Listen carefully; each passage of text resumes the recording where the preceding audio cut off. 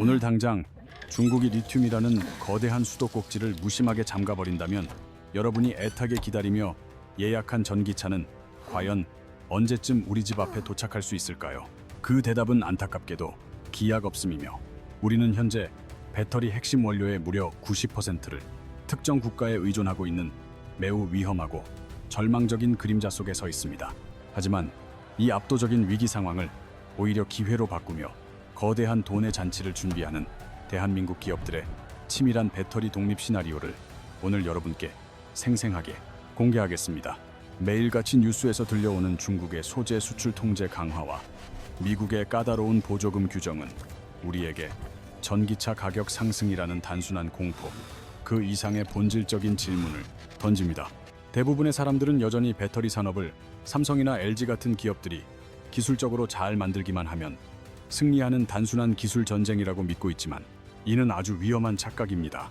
오늘 제가 들려드릴 이야기를 끝까지 들으신다면 왜 한국 배터리 산업이 현재 기술이 아닌 공급망이라는 목줄을 잡힌 상태인지 그 서늘한 진실을 명확하게 깨닫게 될 것입니다. 중국이 버튼 하나만 누르면 한국의 거대한 배터리 공장들이 일제히 멈출 수밖에 없는 기형적인 구조가 지난 수십 년간 어떻게 만들어졌는지 그 배경을 먼저 이해해야 합니다. 그리고 이 거대한 위기가 왜 주식시장에서는 오히려 역사적인 돈의 이동을 알리는 강력한 신호가 되는지 그 연결고리를 하나씩 풀어서 여러분의 시야를 넓혀드리겠습니다. 지금의 상황을 비유하자면 한국 배터리 산업은 세계 최고급 주방과 요리사를 갖춘 레스토랑이지만 정작 가스 밸브는 옆집 중국이 꽉 쥐고 있는 매우 불안정한 구조입니다.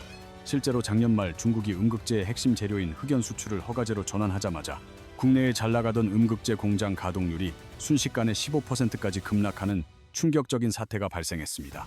자동차 공장에 주문이 부족해서 멈춘 것이 아니라 단지 음식을 만들 핵심 재료가 제때 도착하지 않았다는 이유만으로 세계 최고의 공장들이 가동을 멈춰야 했던 현실입니다.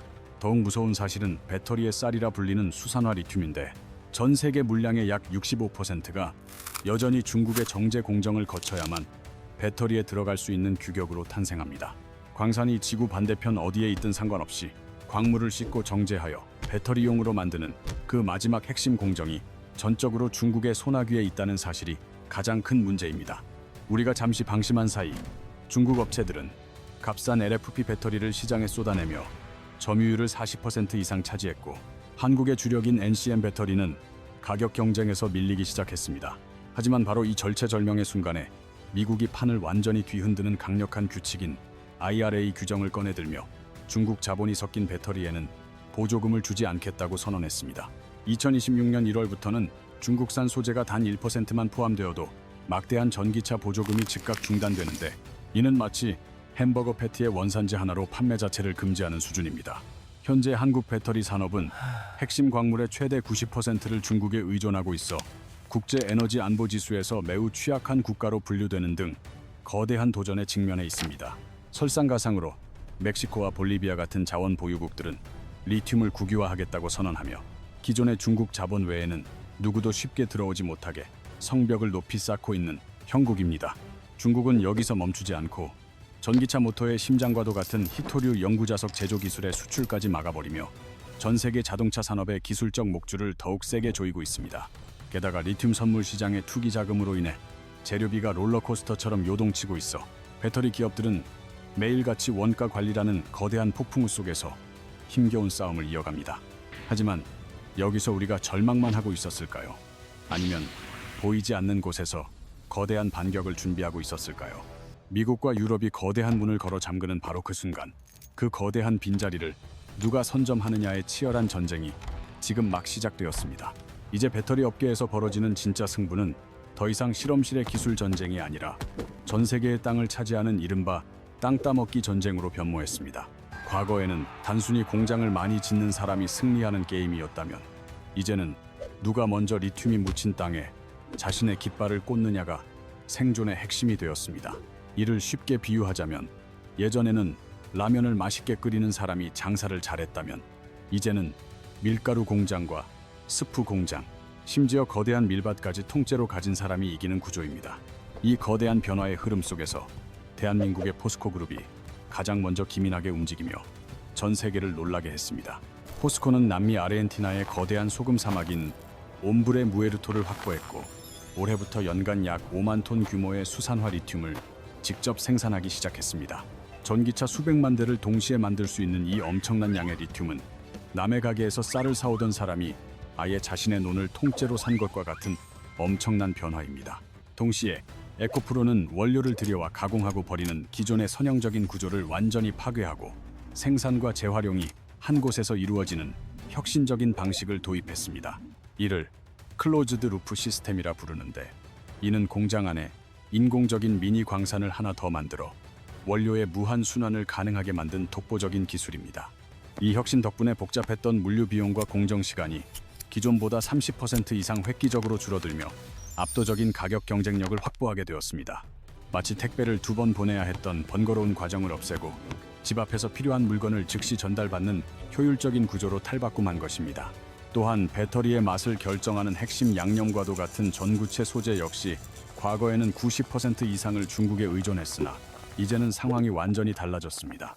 에코프로 머티리얼즈가 생산 능력을 비약적으로 키우면서 중국에 대한 의존도를 현재 50% 수준까지 대폭 낮추는 데 성공하며 자립의 기틀을 마련했습니다.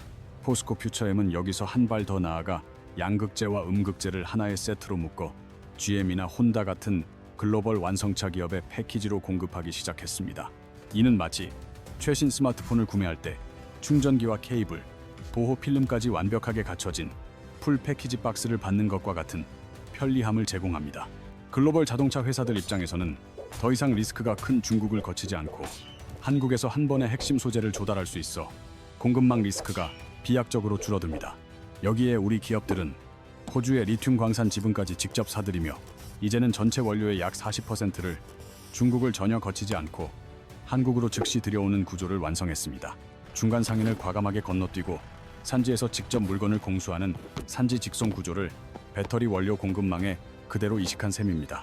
그리고 포스코는 기존에 1년 가까이 걸리던 리튬 추출 시간을 단 10분의 1 수준으로 단축하는 DX라는 결정적인 추출 기술을 개발하며 정점을 찍었습니다.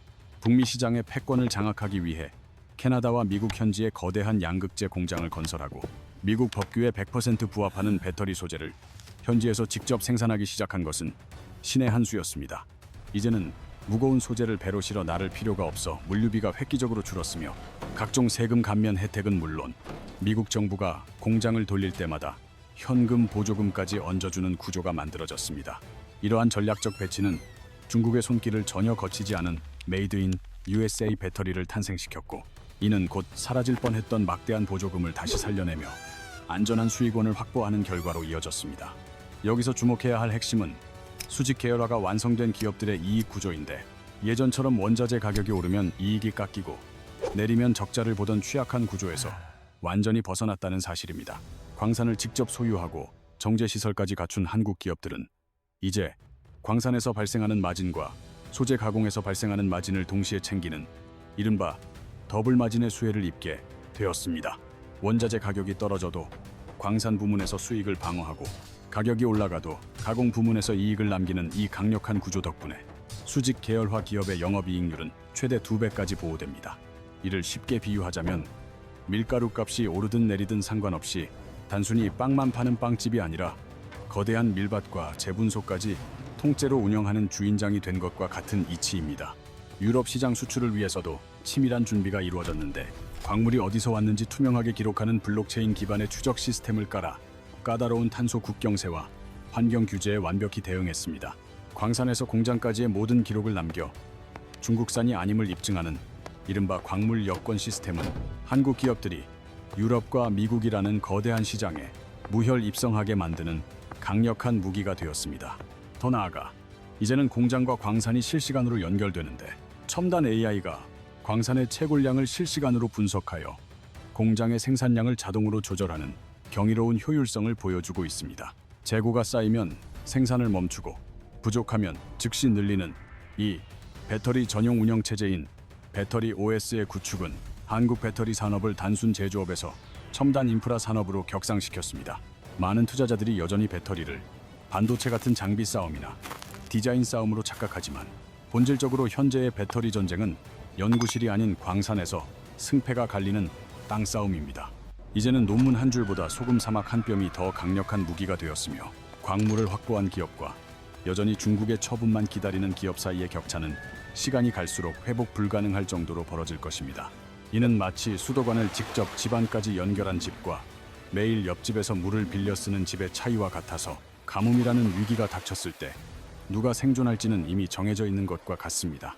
그리고 이 거대한 격차는 이제 주식시장 전체를 뒤흔드는 폭발적인 에너지로 분출되기 시작했으며 사람들의 고정관념을 비웃듯 거대한 돈의 흐름을 바꾸어 놓고 있습니다.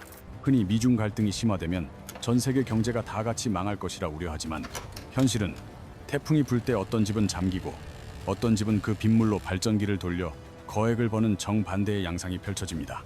바로 그 발전기를 돌리는 승자가 한국 배터리 기업들이며 이들은 규제라는 거대한 파도를 타고 오히려 경쟁자들이 사라진 시장에서 독점적인 지위를 공고히 다지고 있습니다. 실제로 2026년 1월 1일이 밝아오자마자 미국 시장의 규칙은 더욱 가혹해졌고 중국 정부와 조금이라도 연결된 소재를 사용한 전기차는 보조금 대상에서 즉각 제외되는 엄격한 잣대가 적용되었습니다. 전기차 한 대당 우리 돈으로 무려 1억만 원이 넘는 보조금을 못 받게 된다는 것은 자동차 회사들에겐 엔진 하나를 잃어버리는 것과 다름없는 치명적인 타격입니다. 이 가혹한 규칙이 시행되는 순간 시장은 즉각 반응했고 중국산 원료를 배제하고 완벽한 수직 계열화를 이뤄낸 한국 기업들의 기업 가치는 그 희소성 때문에 폭등하기 시작했습니다.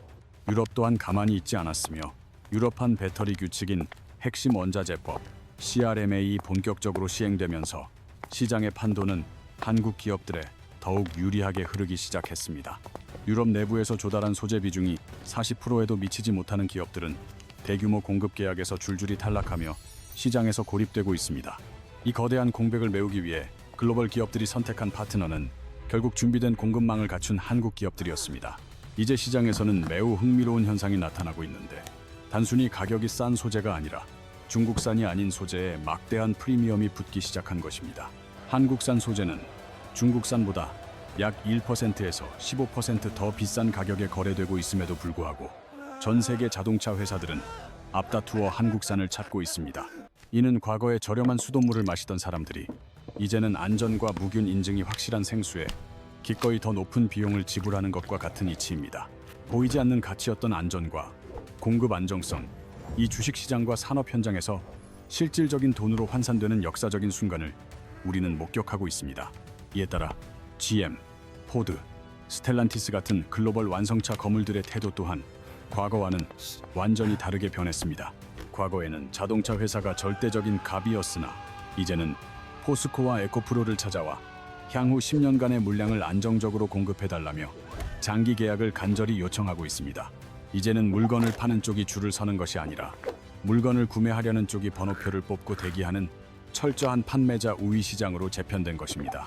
배터리의 핵심인 니켈 공급망에서도 한국의 지략이 빛나는데 원래 인도네시아산 니켈은 반드시 중국 정제 공정을 거쳐야만 했습니다.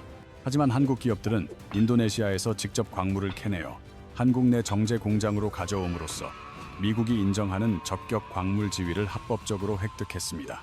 이는 복잡한 규칙을 위반하는 것이 아니라 규칙을 깊이 있게 연구하여 원산지 스티커의 가치를 합법적으로 높이는 전략적인 승리입니다. 치밀한 법률 검토와 공정 설계를 통해 국제적인 규제라는 거대한 장벽을 오히려 경쟁자들을 막아주는 든든한 울타리로 활용한 셈입니다. 유럽의 탄소 국경세, CBAM 또한 한국 기업들에겐 거대한 기회인데 중국 공장들은 여전히 석탄 발전 위주의 전기를 사용하여 막대한 탄소를 배출하기 때문입니다. 반면 한국의 수직 계열화 단지는 태양광과 풍력 같은 재생에너지를 적극적으로 도입하여 탄소 배출량을 획기적으로 낮추는 데 성공했습니다. 결과적으로 같은 배터리를 만들어도 중국산은 징벌적 세금 폭탄을 맞지만 한국산은 오히려 세제 혜택을 받으며 가격 경쟁력의 격차를 더욱 벌리고 있습니다. 이제 관세와 환경 규제라는 보이지 않는 칼날이 중국의 저가 공세를 무력화하고 한국 배터리의 가치를 더욱 높여주고 있습니다.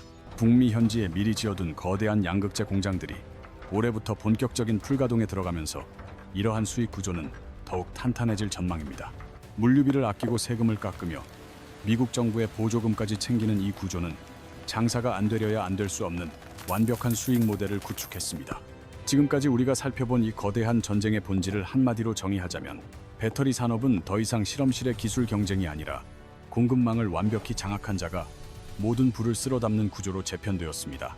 많은 이들이 중국이 언젠가 다시 따라잡거나 광산이 바닥나면 끝이 아니냐고 묻지만 이는 이 산업이 가진 진정한 무서움을 아직 모르고 하는 두 번째 착각입니다.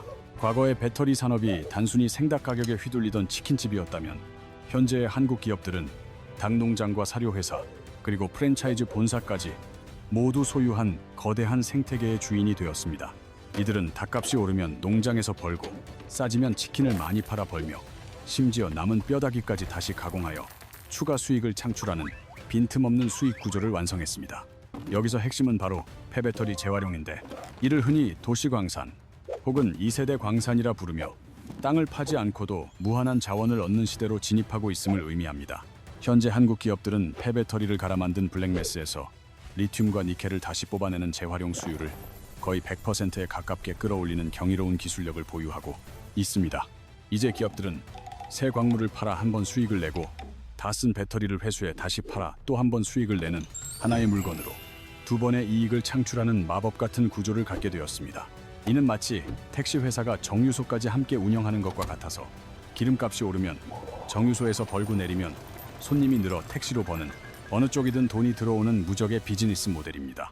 전 세계적으로 새로 팔리는 차량 2대 중 1대가 전기차가 되는 시대가 오고 있으며 이는 곧 배터리 수요가 폭발적으로 증가할 것임을 예고하는 명확한 지표입니다. 여기에 전기차뿐만 아니라 에너지 저장 장치인 ESS 시장까지 급성장하며 집집마다 태양광을 달고 공장마다 전기를 저장해야 하는 시대에 배터리는 자동차보다 더 많이 필요해질 것입니다. 이 거대한 ESS 시장에 들어가는 양극재, 음극재, 전해액 같은 핵심 소재들을 결국 현재 공급망을 장악한 한국 기업들이 독점적으로 공급하게 될 것입니다. 혹자는 전고체 배터리 같은 신기술이 나오면 판이 바뀌지 않겠느냐고 우려하지만 전고체 역시 그 안에 들어가는 리튬과 니켈 같은 핵심 금속의 본질은 변하지 않습니다.